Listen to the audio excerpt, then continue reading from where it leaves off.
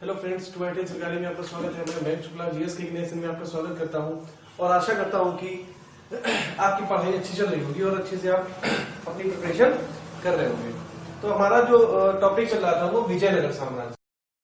1336 में इसकी विजयनगर साम्राज्य की जो स्थापना की गई थी वो 1336 में हरिहर और बुक्का नामक दो भाइयों ने इसकी स्थापना की थी। हम लोगों ने कल संगम वंश और सालू वंश पढ़ लिया था। तुलु वंश हम लोगों की हेडिंग पढ़ी थी। तुलु वंश,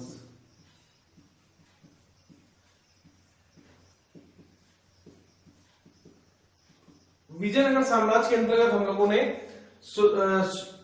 संगम वंश और सालू वंश खत्म कर लिया था। तुलु वंश से हम लोग पहुंच गए थे। तो इसका एक ब्रीफ डिटेल हम आपको दे देते हैं। विजयनगर जो साम्राज्य था इसकी स्थापना हरिहर और बुक्का नामक दो भाइयों ने की थी 1336 में। उस समय दिल्ली में तुगलक वंश का शासन चल रहा था। मोहम्मद बिन तुगलक वहां का सुल्तान था। ये जो विजयनगर साम्राज्य के जो कर्ता धर्ता थे हमारे हरिहर और बुक्का, ये पहले काकतीय वंश के सामंत थे। काकतीयों के ये सामंत थे। उसके बाद इन्होंने कामपली में मंत्री पद धारण किया। कामपली में क्या किया? मंत्री पद धारण किया। एक विद्रोही गुरसास को पकड़ने के लिए, विद्रोही बहाउद्दीन गुरसास को पकड़ने के लिए मोहम्मद बिन तुगलक की सेना जिस समय कामपली में गई, चूंकि वो विद्रोही जो था वो कामपली में प्रवेश कर चुका था, तो मोहम्मद बिन तुगलक की सेना ने कामपली को बर्बाद कर दिया। कामपली को बर्बाद करने के बाद और विद्रोही की हत्या करने के बाद हरिहर और बुक्का को इन्होंने पकड़ लिया और पकड़कर दिल्ली ले गए और उनको इस्लाम धर्म स्वीकार कराया। बहुत दिनों के बाद मोहम्मद बिन तुगलक ने दक्षिण भारत में इस्लाम धर्म के प्रचार करने के लिए हरिहर और बुक्का को भेजा। हरिहर और बुक्का जैसे ही दक्षिण में आए तो विद्याधर नामक गुरु से इसकी मुलाकात हुई और इन्होंने अपनी आप बीती सुनाई। विद्याधर ने इनका शुद्धिकरण किया।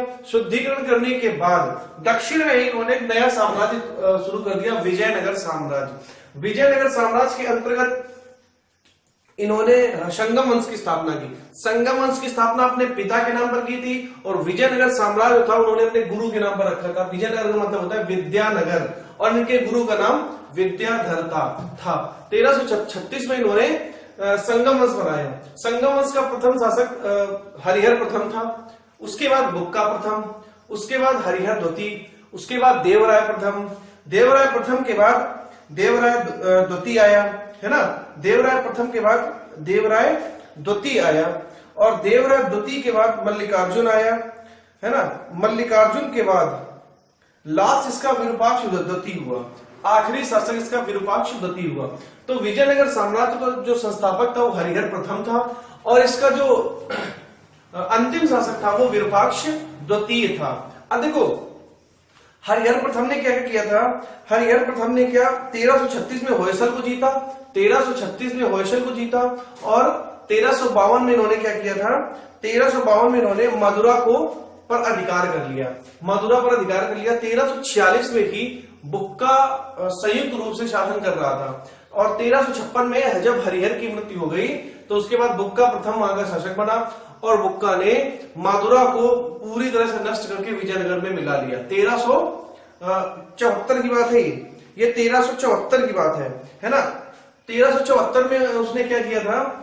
चीन में अपना दूध मंडल भेजा था और 1377 में उसने मदुरा को विजयनगर में मिलाकर अपना क्षेत्र जो था वो रामेश्वरम तक बढ़ा लिया था।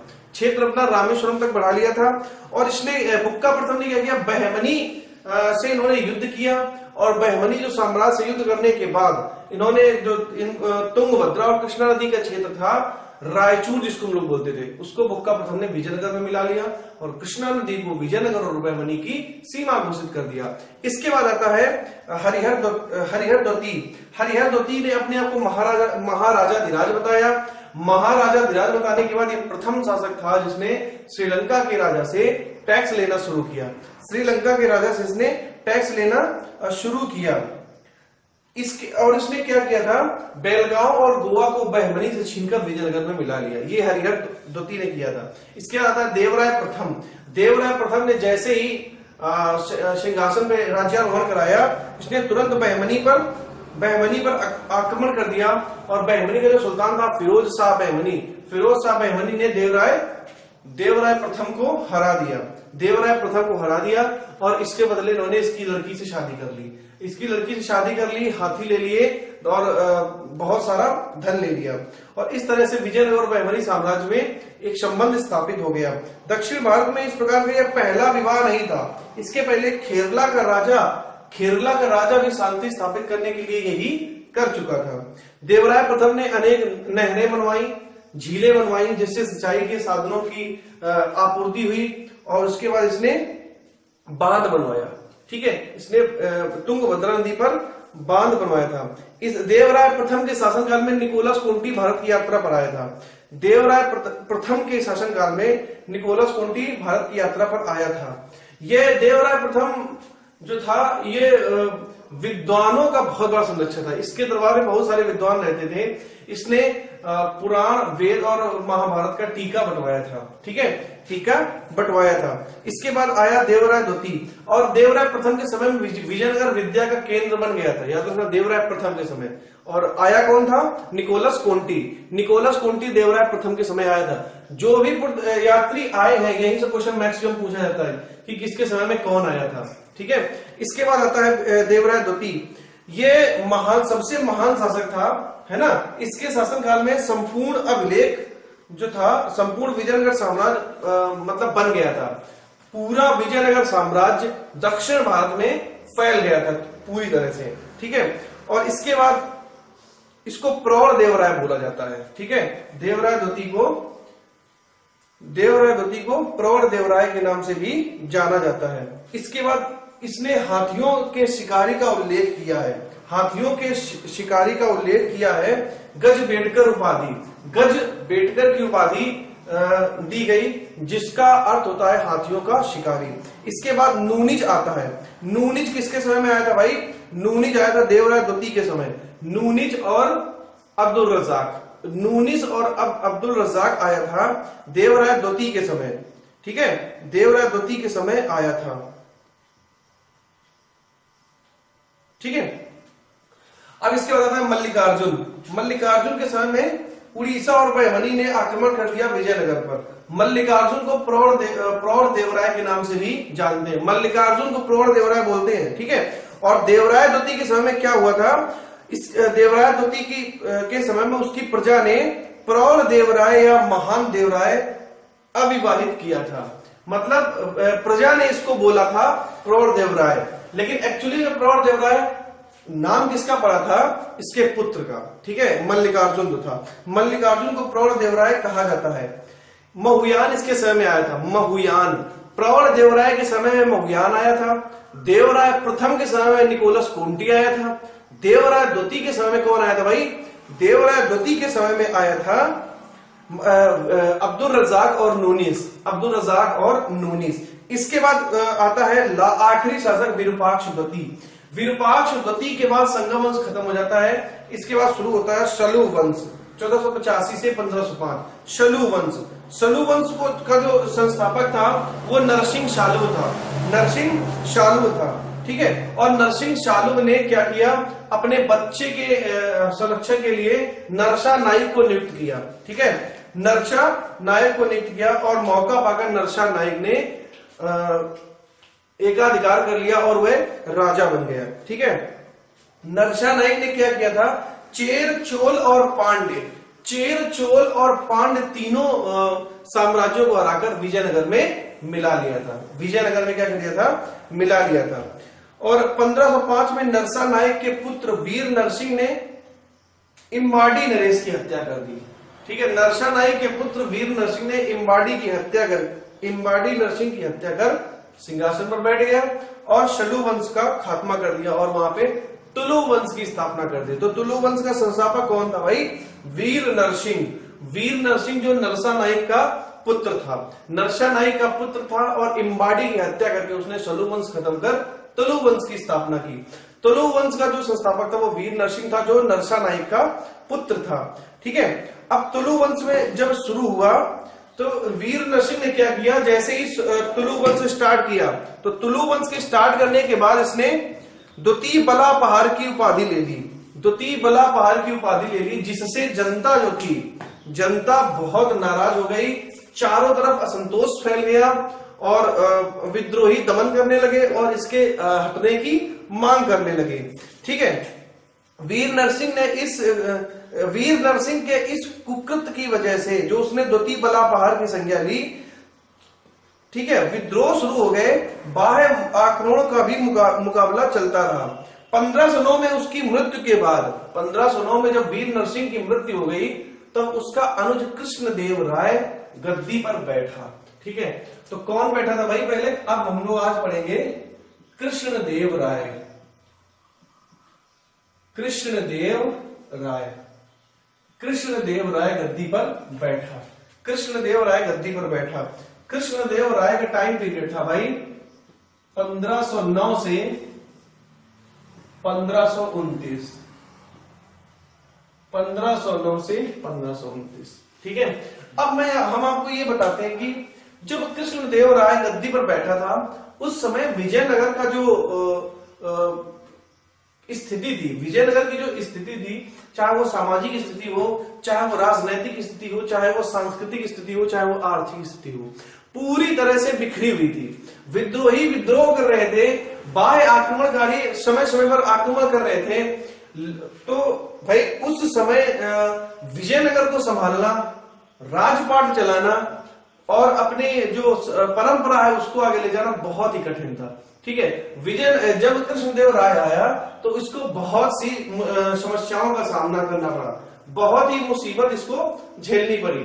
लेकिन सबसे पहले इसने आते आते विद्रोहियों का दमन करना शुरू किया। विद्रोहियों का दमन किया। विद्रोहियों का दमन किया। ठीक है, पहले आते आते इसने विद्रोहियों का दमन किया। और देखो, जब जो वीर नरसिंह था, वीर नरसिंह के इस कुकृत्य की वजह से उदयगिरी, ठीक है, पश्चिम प्रांत से उदयगिरी, है ना, रायचूर वगैरह सब इससे ले लिए गए थे, विजयनगर से छीन लिए गए। भाई आक्रमणकारियों ने आक्रमण किया, रायचूर भी छीन लिया, है ना, उदयगिरी भी छीन लिया।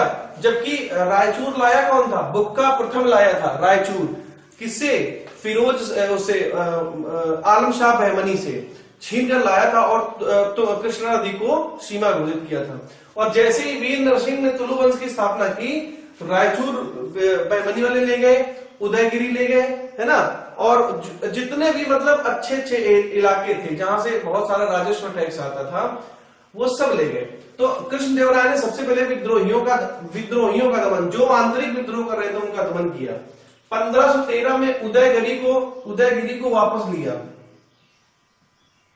1513 में उदयगिरी को वापस लिया। 1513 में किसको लिया भाई? उदयगिरी को वापस लिया। 1520 में बीजापुर से 1520 में बीजापुर से रायचूर लिया।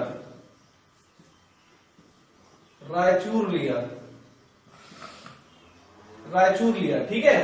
इसके बाद बीदर और गुलबर्गा,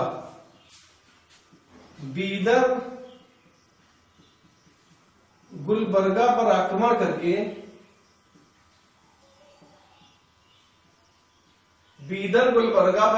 करके बहमनी सुल्तान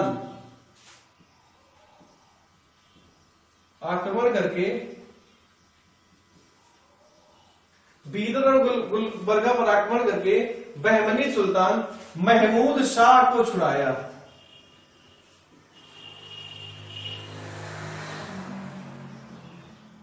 चूंकि देखो हमने आपको बताया था कि विजयनगर और बहमनी, देवराय प्रथम के जमाने से विजयनगर और बहमनी वाले आपस में संबंधी हो गए थे ना, शादी कर दी थी इन्होंने।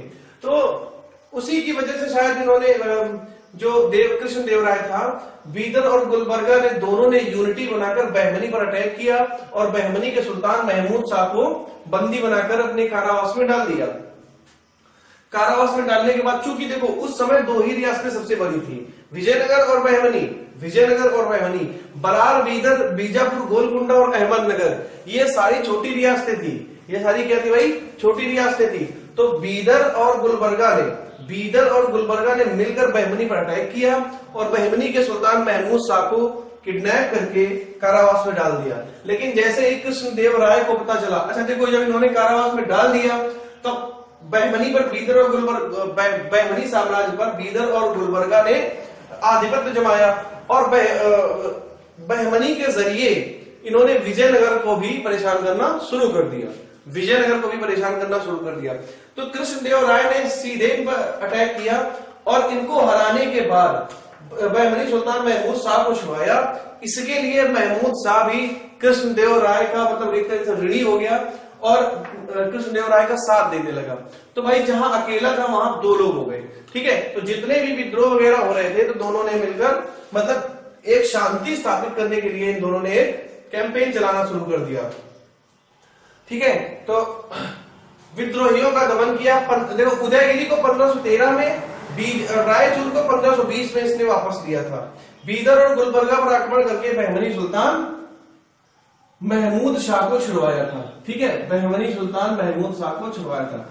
अब देखो, महमूद शाह को छुड़वा दिया तो महमूद शाह बहमनी साम्राज्य पर अपना राज करने लगे, ठीक है। बीदर और गुलबर्गा जब हार गए तो वो निकल गए वहां से, ठीक है। अब इसके बाद जो कृष्णदेव राय थे, इनके पुर्तगालियों से बहुत अच्छे संबंध थे।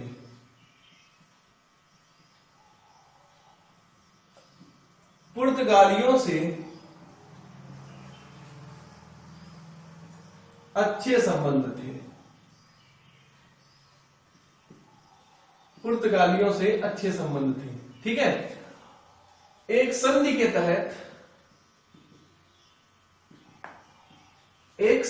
तहत पुर्तगाली सिर्फ विजयनगर को ही घोड़े देते थे, ठीक है। देखो, पुर्तगालियों से इनके बहुत अच्छे संबंध थे।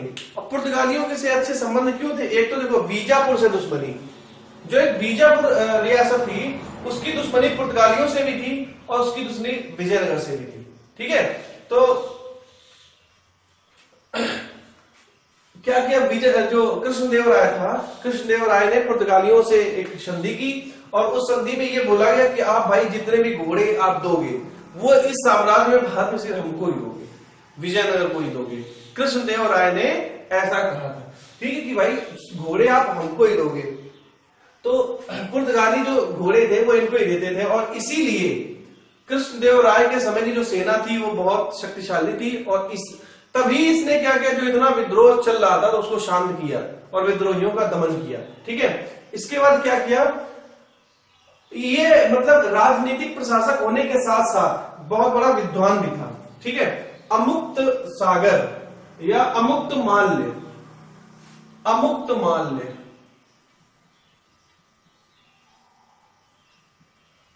माल्य नामक पुस्तक में इसने अपने राजनीतिक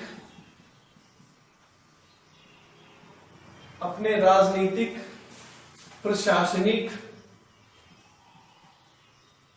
कार्यों का वर्णन किया है। राजनीतिक और प्रशासनिक कार्यों का वर्णन किया है किसमें भाई? अमुक्त माल्य में इसने ये वर्णन किया है। अब देखो 1510 में अल्बुकर्क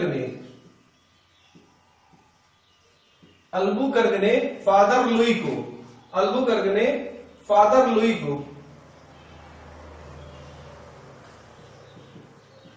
लुई को कृष्णदेव राय के दरबार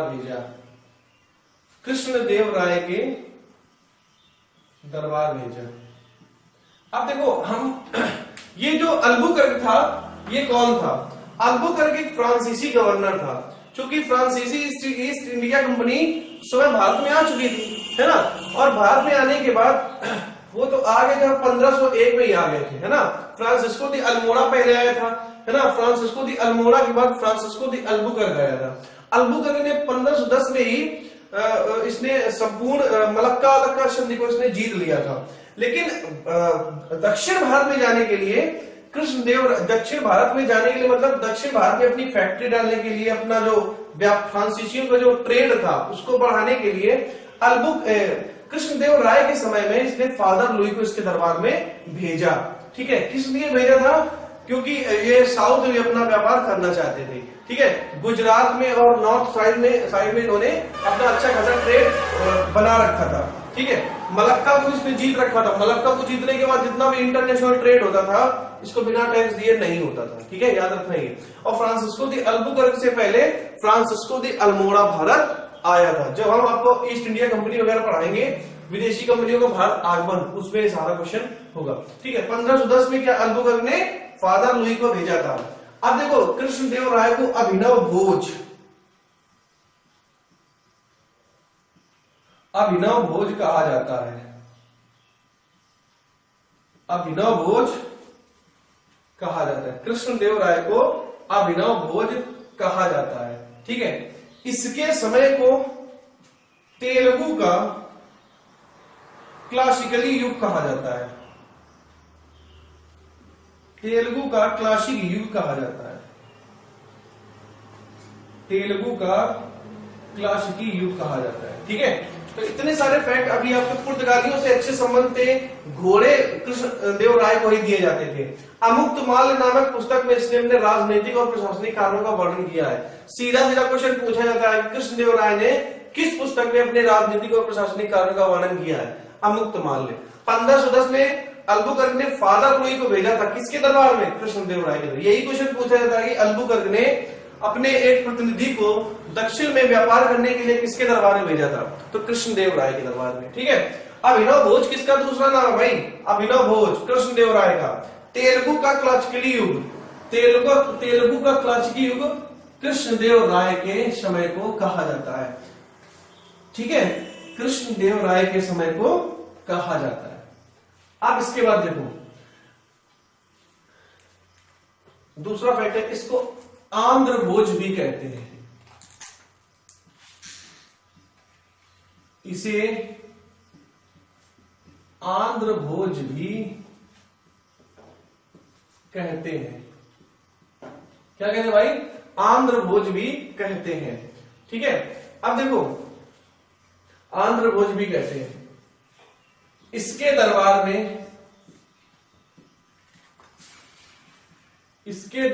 में अष्टदिग्गज उपस्थित थे। अष्टदिग्गज उपस्थित थे। इसके दरबार में अष्टदिग्गज उपस्थित थे। मंदिर, मंडप, इसने क्या किया? मंदिर, मंडप, तालाब, ठीक है, आदि बनवाए। तालाब आदि बनवाए। ठीक है, विजयनगर के बगल में इसने नागलापुर नामक स्थान बसाया। नागलापुर नामक स्थान बसाया। नागलापुर नामक स्थान बसाया। ठीक है, नागलापुर नामक स्थान बसाया। इसके समय में डोकियोपायस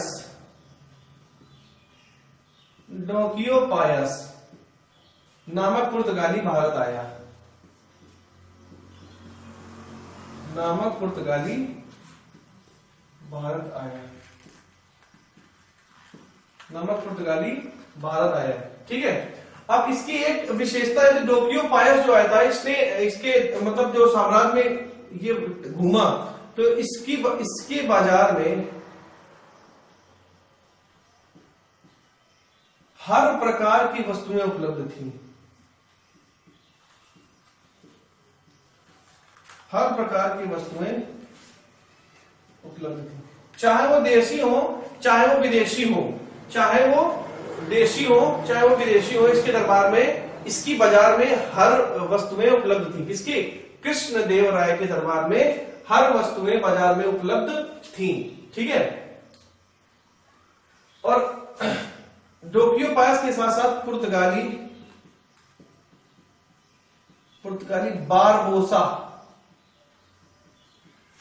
बारबोसा भी भारत आया था।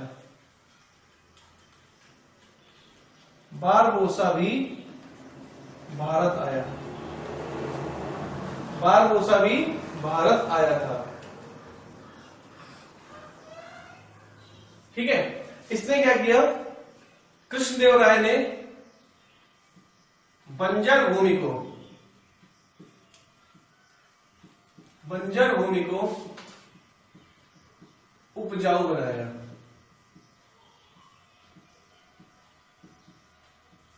ठीक है, विवाह कर खत्म कर दिया,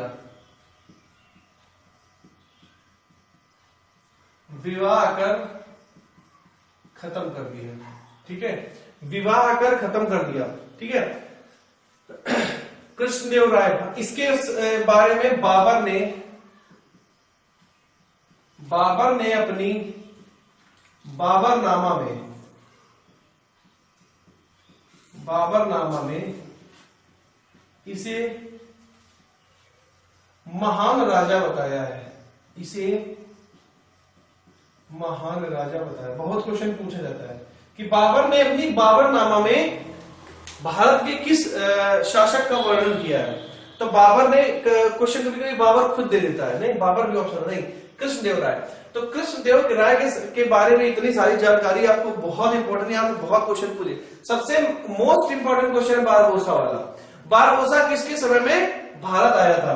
तो कृष्णदेवराय। तो सबसे पहले देखो, आंध्र भोज और अभिनव भोज दोनों एक कृष्णदेवराय को कहते हैं। अष्टदिग्गज किसके दरबार में उपस्थित थे? अष्टदिग्गज जो थे वो इसी के दरबार में उपस्थित थे, कृष्णदेवराय ने, है ना, अष्टदिग्गज। इसमें लिख देना पेंडाना प्रमुख थे।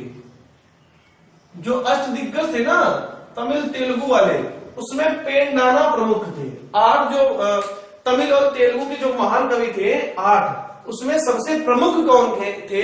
तो वो पेंडाना थे। ठीक है, आंध्र भोज, अभिनव भोज अष्टदिग्गज के दरबार में थे।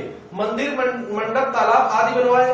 ठीक है, नागलापुर नामक स्थान बसाया, विजयनगर के जस्ट बगल में, विजयनगर के जस्ट बगल में नागलापुर नामक स्थान बसाया। ठीक है, डोकियो पायस और बारबोसा ये दोनों ही पुर्तगाली थे, डोकियो पायस और बारबोसा दोनों ही कृष्णदेवराय के समय में भारत आए थे। ठीक है, और डोकियो पायस जो था, ये जब भारत आया तो इसने कृष्णदेवराय का पूरा साम्राज्य घूमा, है ना। तो उसमें इसने इसको ये पता चला कि जो इसका बाजार है, बाजार में हर प्रकार की वस्तु मिलती है। ठीक है, पुर्तगाली बारबोसा भी भारत आया था। बंजर भूमि को उपजाऊ बनाया, किसानों को जमीन दी, जमीन देने के बाद उनसे राजस्व लेना शुरू किया। ध्यान रखना, जो विद्रोह था वो धीरे धीरे समाप्त हो रहा था, है ना, लगभग समाप्त हो चुका था।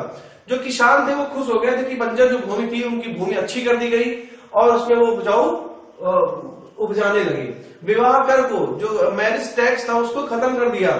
बाबर ने अपनी पुस्तक बाबरनामा में, बाबर की जो एक पुस्तक बाबरनामा है, बाबरनामा में उसने क्या किया, कृष्णदेवराय को भारत का सबसे महान शासक बताया था। कृष्णदेवराय को भारत का सबसे महान शासक बताया था। ये क्वेश्चन याद रखना कि बाबर ने किसे महान शासक बताया था? कृष्णदेवराय को। इसने देखो, इसके बाद कृष्णदेवराय ने हजारा मंदिर, लिख लेना भैया, हजारा मंदिर और विट्ठल मंदिर, हजारा मंदिर और विट्ठल मंदिर बनवाए, हजारा मंदिर और विट्ठल मंदिर बनवाए। तो कृष्णदेवराय ने ये किया था कि हजारा मंदिर और विट्ठल मंदिर बनवाए थे। ठीक है, अमुक्त माल्य इसकी एक जो किताब थी जिसमें इसने बताया था कि राजनीतिक और प्रशासनिक इसका इतिहास कैसा था। 1513 में इसने जीता था क्या? उदयगिरी। 1520 में इसने बीजापुर से रायचूर लिया था। 1513 में उदयगिरी और 1520 में रायचूर। उसके बाद इसने बहमनी और गुलबर्गा पर आक्रमण करके गुलबर्गा और बीदर पर आक्रमण करके बहमनी सुल्तान महमूद शाह को छुड़ाया था, याद रखना। अब इसके बाद नंबर आता है अच्युत देव राय का। कृष्णदेवराय के बाद राजा बनते हैं अच्युत देव राय। अच्युत देव राय, इनका टाइम पीरियड है 1529 से 1542।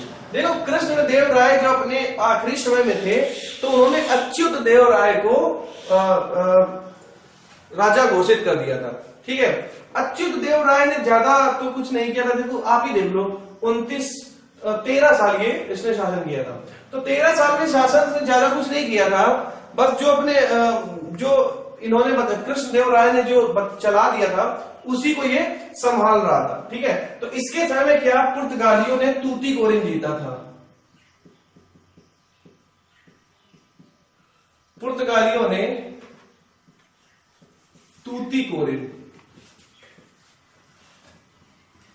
तूतीकोरिन जीता था। पुर्तगालियों ने तूतीकोरिन जीता था। ठीक है, इसने क्या किया था, महामंडलेश्वर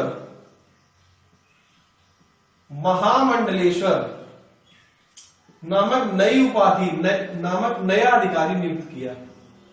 महामंडलेश्वर नामक नया अधिकारी बनाया।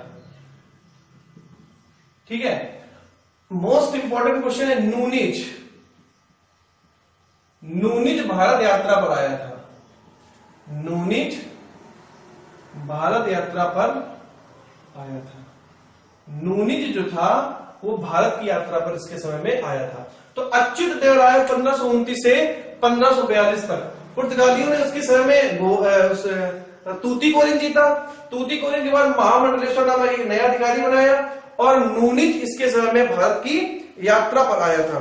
नूनिज क्या हुआ था, इसके समय में भारत की यात्रा पर आया था। इसके बाद आता है सदाशिवराव। अच्युत देव राय के बाद आता है सदाशिवराव 1542 से 1570। सदाशिवराव 1542 से 1570। देखो सीधा क्वेश्चन ये पूछा जाता है, तो जो तालीकोटा का युद्ध था, राक्षस तांगड़ी का युद्ध था, उसमें विजयनगर का शासक कौन था, तो सदाशिवराव। देखो 1565 में हुआ था राक्षसी तांगड़ी युद्ध, 1565 में हुआ और 1570 तक ही इसने शासन किया था। ठीक है, तो सदाशिवराव। ठीक है, देखो ये सदाशिवराव था, ये नाम मात्र का शासक था। नाम मात्र का शासक था। पूरा शासन मंत्री राम राय चलाता था। मंत्री राम राय चलाता था।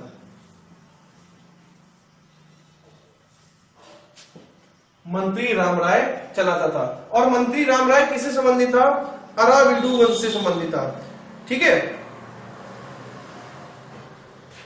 देखो से संबंधित था। राम राय अराविडू से संबंधित था। तो कुल मिला के यहां से अराविडू वंश शुरू हो गया था। अराविडू वंश शुरू हो गया था। ठीक है, अब देखो राम राय की एक गलती क्या थी कि राम राय एक बहुत ही राम राय जो था ये भाई बहुत ही हस्तक्षेप नीति वाला था। इसने क्या किया, दक्कन में जो भी सुल्तान थे, दक्कन में जो साम्राज्य था, दक्कन के साम्राज्य को इसने परेशान करना शुरू कर दिया। अब देखना दक्कन में इसने परेशान करना शुरू किया। राम राय की नीति का एक महत्वपूर्ण लक्षण था दक्कन के सुल्तानों के झगड़ों में उसका सक्रिय हस्तक्षेप। भैया देखो दक्कन के जो सुल्तान थे वो आपस में झगड़ रहे थे, उनको झगड़ने दो, तुम क्यों बीच में हस्तक्षेप कर रहे हो, है ना।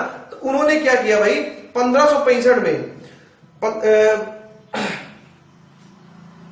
देखो उसने पुर्तगालियों से एक व्यापारिक समझौता किया जिससे बीजापुर के राजा को घोड़ों को बिक्री करना बंद कर दिया।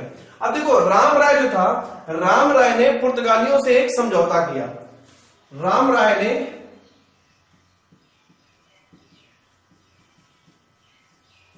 पुर्तगालियों से समझौता करके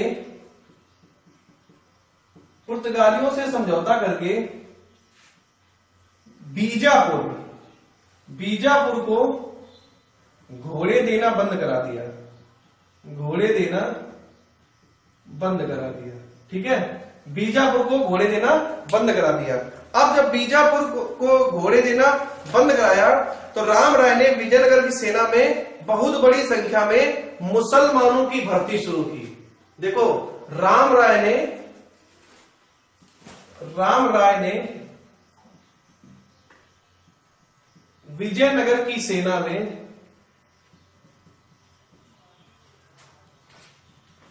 मुसलमान भर्ती किए। विजयनगर की सेना में किसको भर्ती किया? मुसलमान को भर्ती किया। तालीकोटा का युद्ध 1565 में हुआ था। बहुत इंपॉर्टेंट क्वेश्चन है। देखो, नाम सदाशिवराव नामक के शासक का पूरा शासन मंत्री राम राय चलाता था, जो अराविडु वंश से संबंधित था। यहीं से अराविडु शुरू होता है। राम राय अराविडु संबंधित था। राम राय ने विजयनगर की सेना में मुसलमान भर्ती किए। राम राय ने पुर्तगालियों से समझौता करके बीजापुर को घोड़े देना बंद करा दिया।